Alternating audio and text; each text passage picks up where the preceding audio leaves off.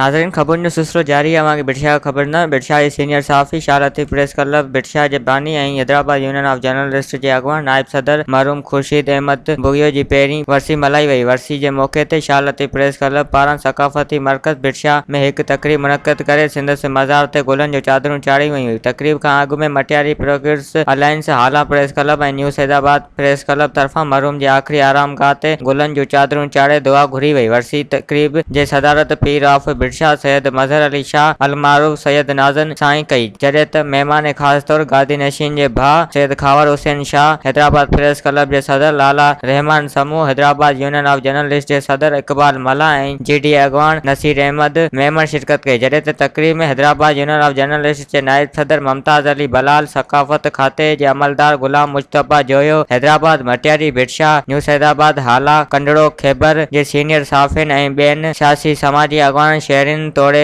Civil society जे अॻवान वॾे अंग में शिरकत कई। तक़रीब खे ख़िताब कंदे सैयद नाज़न साईं, सैयद खावर हुसैन शाह, नसीर अहमद मेमन ऐं ॿियनि चयो त खुर्शीद बुगियो हमेशह पंहिंजा कलम ज़रिए मज़लूम अवाम जो आवाज़ बणियो ऐं ॾाढनि बजाए हीणनि जो साथ ॾिनो। बिटशा समेत मटियारी ज़िले जे हर अहम मसइले ते मरहूम भरपूर आवाज़ उथारियो ऐं केतिरनि ई अवामी मसइलनि जे हल में बहितरीन किरदारु अदा कयो। अॼु खुर्शीद बुगियो असां वटि मौजूदु न आहे, पर असां खे विसरियो न आहे। खुर्शीद बुगियो जो मिशन ऐं कमु अॼु बि असां जे आॾो आहे। बिटशा समेत मटियारी ज़िले अंदरि ऐं पूरे सिंध में हिकु बहितरीन ऐं दिलेर सहाफ़ी तौरु सुञातो वेंदो आहे। तक़रीब दौरान मरहूम जे रूह खे एसाले सवाब पहुचाइण लाइ दुआ बि घुरी वई। वधीक ख़बरुनि ऐं तफ़सील जे लाइ विज़िट कयो असांजी वेबसाइट awami news hd.com ऐं ॾिसंदा रहो Awami News HD।